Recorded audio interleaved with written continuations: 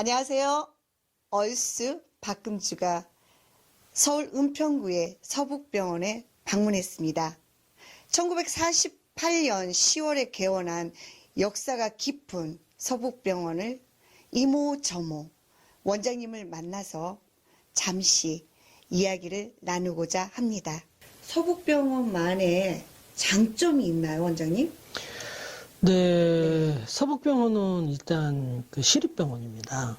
그 시립병원이라는 것은 이제 이 땅과 건물, 장비를 서울시가 됐고요. 또 여기 직원들의 급여를 또 서울시가 주고 있습니다. 그래서 다른 병원과는 달리 수익이나 이런 측면에는 좀 자유롭게 하면서 환자와 지역사회 주민들을 위한 최선의 진료를 펼칠 수 있다는 그런 어떤 장점이 있겠다 싶습니다. 실제로 우리 병원에 입원해 계신 분들 중에는 그 결핵이나 치매나 말기암 환자 이런 분들이 이제 주로 많이 입원해 계시는데요. 일반 다른 병원에서는 사실 좀 입원해서 치료하기가 상당히 힘든 그런 분들이 있습니다. 그래서 여기 있는 분들이 남다른 그 소명의식을 가지고 그런 환자들을 정성껏 돌본다는 그런 측면에서 장점이 있겠다 이렇게 말씀드릴 수 있겠어요. 저희가 이제 시립병원인데요. 이거를 다른 말로 공공병원이라고 이야기를 합니다. 소유와 운영이 공공적으로 돼야 된다. 이런 취지가 있고요. 또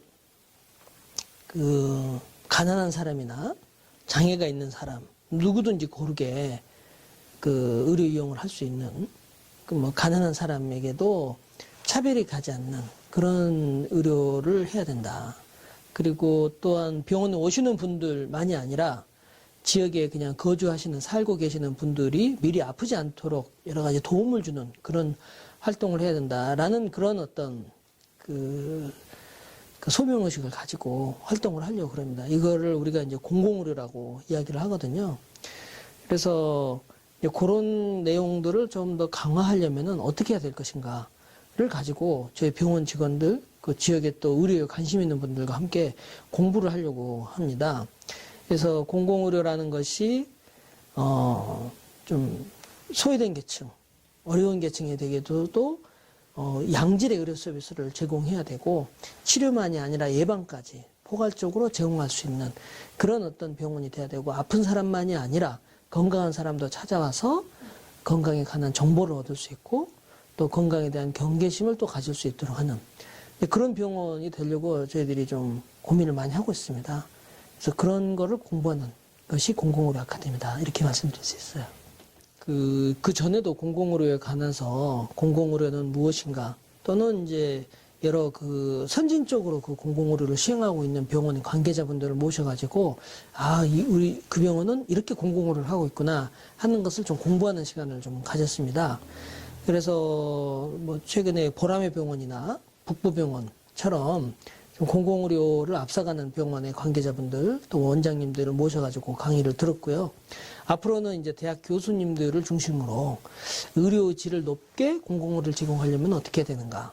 또 지역 시민들이 함께 참여하는 그런 공공병원, 그 다음에 공공병원에서 지역 주민들의 만성질환을 관리하는 데 도움을 주려면 어떻게 해야 될 것인가 등등에 관한 그런 공부를 저희가 좀 해보려고 하고 있고, 그래서 약 한 달에 한 번 정도 해서 앞으로 이제 1년 동안 공공의료에 관한 공부를 쭉 진행해 나갈 그런 생각으로 있습니다. 그래서 운영 방안이라고 그러면은 너무 좀 포괄적인 그런 이야기인데요.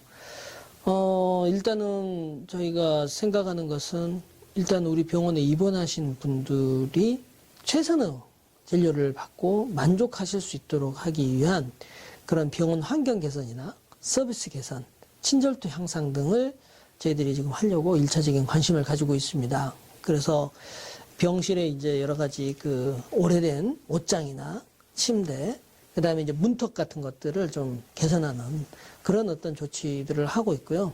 그 다음에 이제 서비스 질 향상을 하기 위해서 직원들끼리 공부를 한다거나 또 이제 만족도 제고를 위해서 어떻게 할 것인가 토론을 해서 조금 더 서비스 향상하는 그런 내용들을 하고 있고요. 또 하나는 이제 지역사회하고 연계하는 그런 공공의료 활동을 하기 위해서 지역의 뭐 동사무소나 그다음에 복지관, 그다음에 뭐 여러 그 요양보호센터 이런 분들하고 연계를 해가지고 병원의 전문 의사들한테 뭔가 어떤 도움이 필요한지 이런 걸 좀 파악하고, 또 돌아다니면서 의료 이용이 필요한데 그 방치되어 있는 분들이 없는지를 찾아서 우리 병원에 의뢰를 하면 우리가 찾아가서 그분들을 모셔와가지고 치료를 하실 수 있도록 이런 것도 이제 하려고 합니다.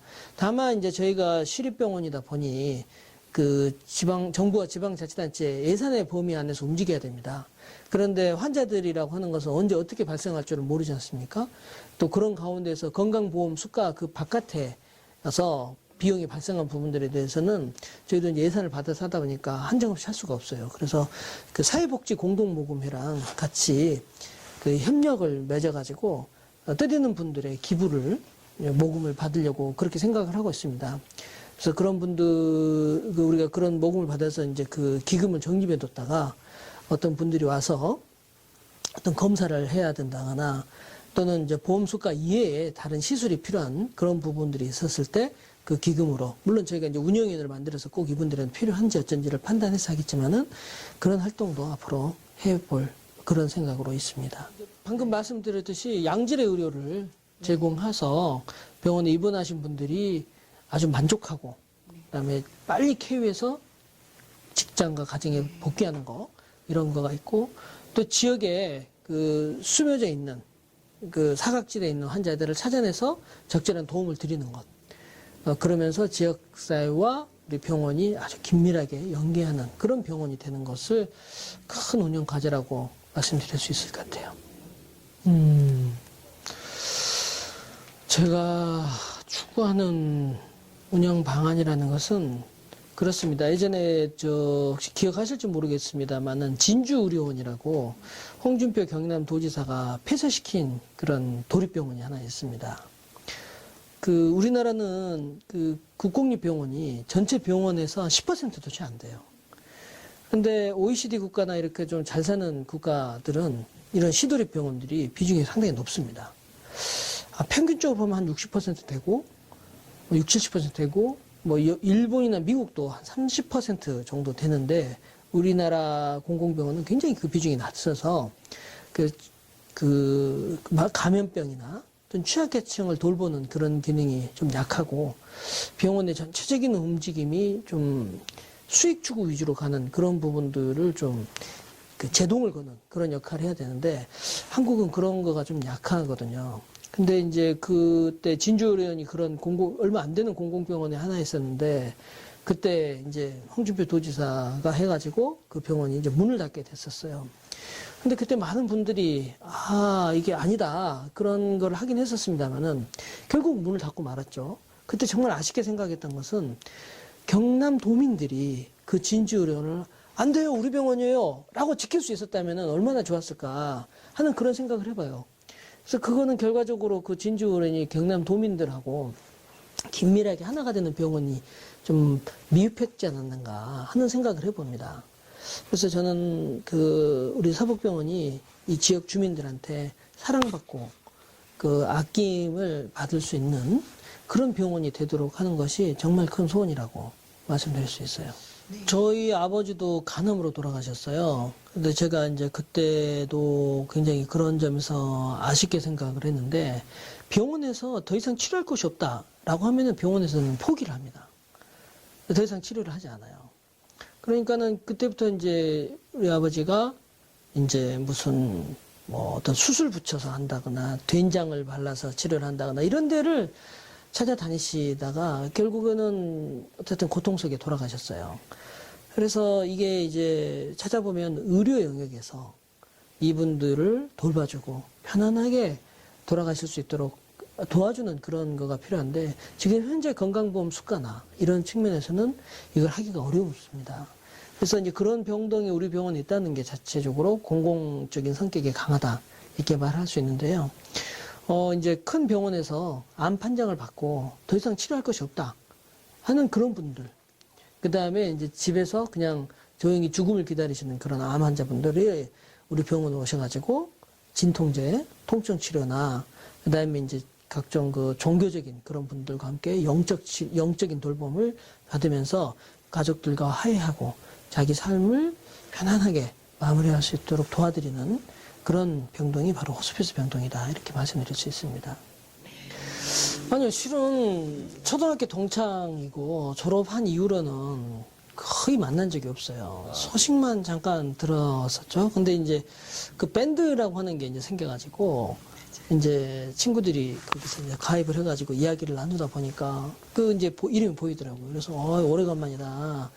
나 기억하냐? 어떻게 지내냐? 이러면서 이제 전화 통화도 하게 되고 어떻게 살았는지 이야기도 하다 보니 그 친구가 이제 그렇게 이제 한양대 나오고 또 잘 나가다가 또 어려운 시기를 겪어가지고 오늘에 이르렀는데 그래도 하여튼